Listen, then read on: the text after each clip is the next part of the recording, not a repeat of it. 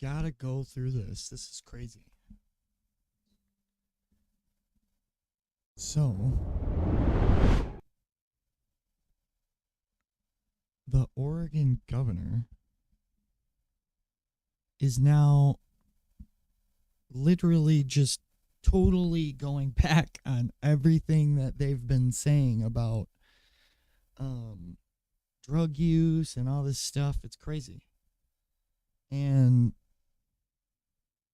totally changing the stance of the state on the issue. And I just thought it was absolutely crazy. Governor. Wait, did I have it up? I think I had it up. I do. Okay. Got it here somewhere. There it is. Got it. Got it. So, to revive Portland, officials seek to ban public drug use. This is from the New York Times. State and local leaders are proposing to roll back part of the nation's pioneering drug decriminalization law and step up police enforcement. That's her. That's the lady that's trying to do this. What's her name? Something Kotek. Tina. After years of rising overdoses and an exodus of business from Central Portland, Governor Tina Kotek of Oregon said on Monday that state and city officials are proposing to roll back a portion. So they haven't done it yet. They are doing it soon to roll back a portion of the nation's most wide-ranging drug decriminalization law in a bid to revive the troubled city. Under the plan brokered by Governor Kotek, state lawmakers would be asked to consider a ban on public drug use, and police would be given greater resources to deter the distribution of drugs. Ms. Kotek said officials hoped to restore a sense of safety for both visitors and workers in the city's beleaguered urban core. Is that the way? That's the way they describe it, beleaguered.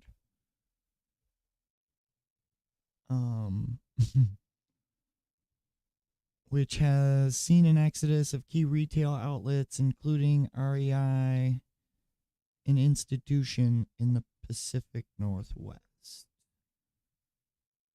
Interesting. So it's not even just businesses that are leaving. I mean, I guess that's probably a business of some kind.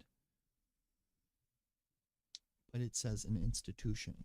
So maybe a school of some kind, or I don't know. When it comes to open air drug use, nobody wants to see that. Ms. Kotek said in an interview, we need different tools to send the message that this is not acceptable behavior. Is really? I don't.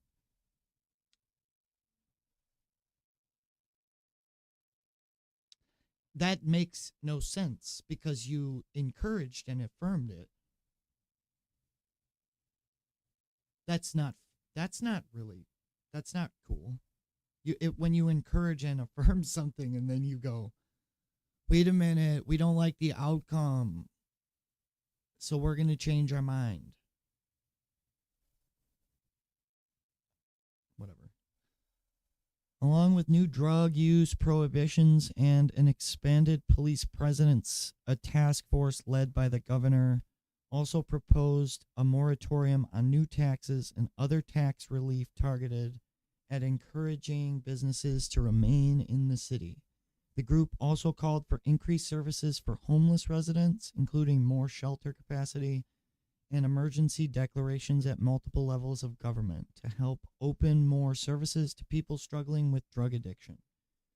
Oregon voters in 2020 approved the nation's first law decriminalizing possession of small amounts of hard drugs, including fentanyl, heroin, and methamphetamines. Believe it or not, they did it, all of it. The ballot measure sought to end the use of jail as a punishment for drug users and instead treat addiction as a health issue. The effort was to be joined with major and new investments in drug treatment, but those new systems have been slow to develop.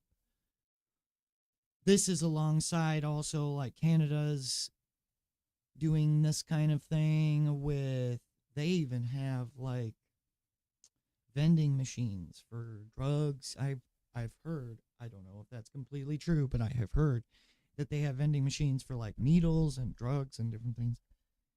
In the meantime, cities around the country have been struggling to manage both widespread homelessness and an overdose crisis spurred by the rapid spread of fentanyl, a particularly addictive drug that is both cheap and deadly. In San Francisco, Mayor London Breed has pressed to arrest drug users, saying tough love is sometimes needed. It's not love. It's not tough. I mean, it's just something you got to do. I don't even think that you can. I don't even think you should label it that way. That's so weird to like label it that way. I mean, so weird, isn't it? Like, is it tough love? I don't consider that tough love. Tough love is like having to spank your child on the booty. You know what I'm saying? Or like, like tough love. Like some people would probably be like, oh, tough love is like grounding them. That's like an objective point to make. I guess it's like your opinion, but still, it's the law. Like, I mean, it's just logical law. So I don't even understand where this even, I don't know. I don't agree with any of it because innocent people get hurt because of compassion in this situation, which makes compassion look bad. I don't really think that's okay to do because then it gives the wrong idea in a way for like when priests, no, that's a bad example. When volunteers that help drug users are like actually like helping them and obeying the law by not giving people drugs, it like lumps them all into the same thing. It's just all it's, I don't know. It's not right. Seattle implemented a new law that prohibits possession of drugs and public use. So Seattle's done this as well. So it's just like an ironic, complete revision right back to where we started. Because the logical version of how the logical, like what was not apparently logical to logical people. And then they came right around back to the original where everybody else is at. Because of tax, I mean, I'm guessing tax, like taxes. They're losing money hand over fist just because they want to look compassionate. But that's not even compassion because that's just placation. It's not even compassion, it's placation. There's nothing, there's no logic to that. And it's not right. It's the same thing with businesses doing things just to make people happy. It's just totally stupid.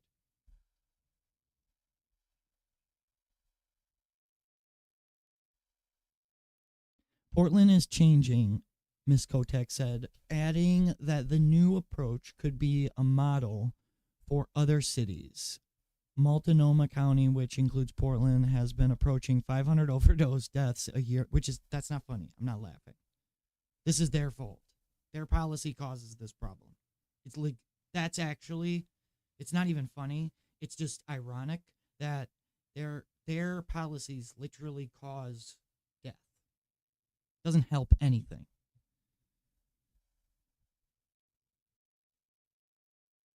From up from about 200 in 2019, statewide deaths were up 28% over the past year. According to the Federal Centers for Disease Control and Prevention, the second highest jump in the nation, behind Washington State.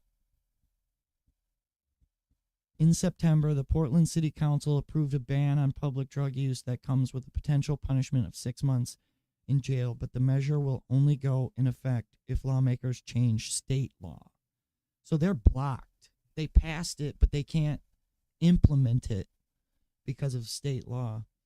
Advocates for drug policy reform expressed alarm about these people, the advocates, they're going to cause problems because they're going to have their attorneys block these laws. They're going to file lawsuits. They will prevent the laws. It's the same thing with like the government trying to make tobacco use illegal. But it's in the opposite sort of. Well, no, it's the exact same thing. The tobacco companies use their lawyers to block laws from being put in on tobacco use. And that's why, like a law that has support all over for smoke will not pass because the tobacco companies will file lawsuits and they'll have them in court for years and years and years.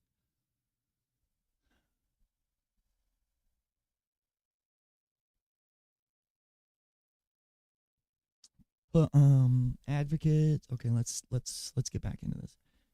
Tara Hurst, the executive director of the nonprofit Health Justice Recovery Alliance, said the focus should be on providing people access to services. She noted that many people struggling with addiction have challenges accessing services, putting the emphasis on prosecution and policing effectively criminalizes poverty. Ms. Hurst said, as many of the people using drugs publicly are homeless, and she expressed fear that people will instead seek to use drugs in private, where they have a higher chance of overdosing. When we push it. So this woman's legitimately advocating that people just do drugs in public. Whatever. She does not care. Just affirming everything, exacerbating the problem. When we push it back into the criminal system, it pushes people back into the shadows, making the problem smaller. Ms. Hurst said, people will die because of this. The arrival of fentanyl and a potent new methamphetamine has brought a new challenges with Oregon's more open drug policies, including people dealing with deeper addiction and mental health struggles than before, said Dr. Andy Mendenhall, the president and CEO of Central City Concern, a nonprofit focused on helping the homeless, who gets paid, who receives more funding based on how bad a problem is. Let's be real, okay? These people cannot be trusted. What you see with your eyes is the truth. So the overwhelming number of people that you see when you look at the videos of Portland or Seattle or San Francisco, that's truth. The organizations that advocate for this, along with policymakers, because there's a wealth of private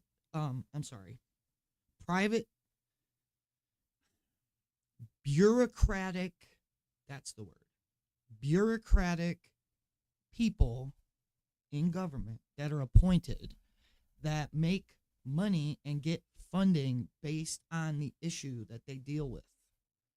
So if they declare that there is no issue, which we saw with California, they can do really quickly if they really need to, there is no issue for the funding to exist for. So there's no reason for them to even, there's no reason for their job to exist. If they declare a problem solved, or if they solve a problem, they won't have a job anymore. It'll just be, they'll just have to move on. So they keep the revolving door basically going for them by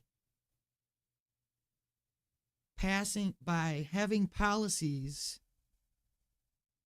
that exacerbate problems, that increase the need for larger bureaucracy. That's a mouthful, but that's the way it works.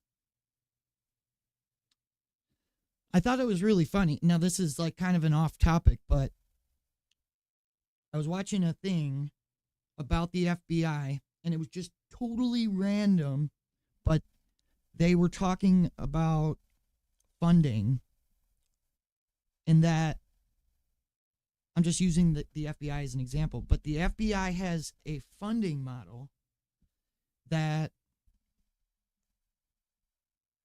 I'm not going to talk about why, but I heard about this on Tim Pool from one of the guys he interviewed. But I thought it was interesting that they have a funding model that they use. It's basically like a business model to keep their funding increasing every year, and so they don't lose it. I don't want to get into how they achieve that, but this kind of goes back on what I was saying about just like regular bureaucrats that deal with like anything dealing with the public, social stuff, like people that work in the bureaucracy that deal with social issues.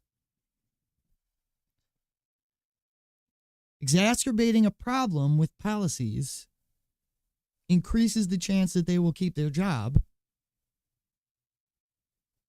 It makes it easy for them. If there's policies in place that exacerbate an issue that they control or deal with, there's a phrase, and it's right on the tip of my tongue. Job security. It's job security. So you create an issue, and then you're the one that has to solve it. So this is just ridiculous. They do this to placate the woke agenda. I'm just going to use that statement. I hate using that statement because it makes me sound like a crazy person, but it's not. It's like logic. It's illogical. It's not like when you say woke, it's like it makes you sound like you're spewing rhetoric or something weird. But it really is just illogical or logical. What's logical? Do we let people do drugs on the street? No, it's not logical. It's just logic. It's not. There's nothing wrong with the society being logical. It's probably like it's actually what will save everything. Being logical.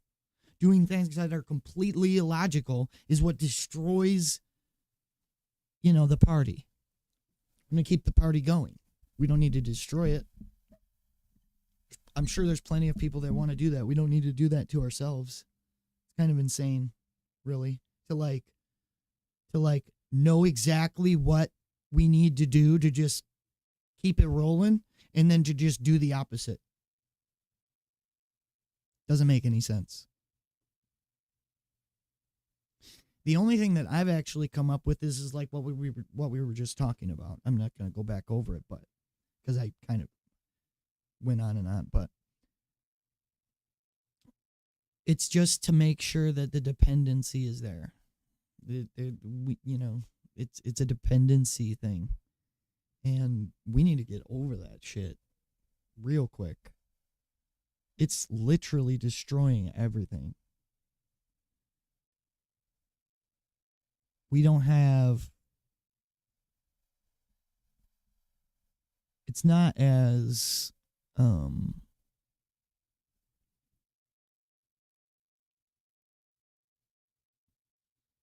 anyways. It's really not that hard. Like we've we know what we need to do to live every day. And we know what we need not to happen to us for that to be achieved. And if you go to your government and you tell them you want them to do something that is going to prevent you in any way from achieving those goals, just to let you know, the bricks or whatever kind of walls that you got in between you and the outside world, that's all it is. Like, if you advocate to your government that you want something to be done that causes somebody to be able to come through that's into that bubble, into that safe zone, past those walls, and wreck your life, it's completely illogical, and we need to not do that. There's plenty of examples throughout the last 50 years of the things that like with the drugs, that we know there's a reason why those laws exist. We know. There's written down accounts and reasons for all of it. There's no questioning why are drugs illegal? Why are drugs why are drugs regulated? We know why. We know why they are. Because it causes stuff like what's happening in Portland, in Oregon. So, whatever. There's my rant. I think it's stupid.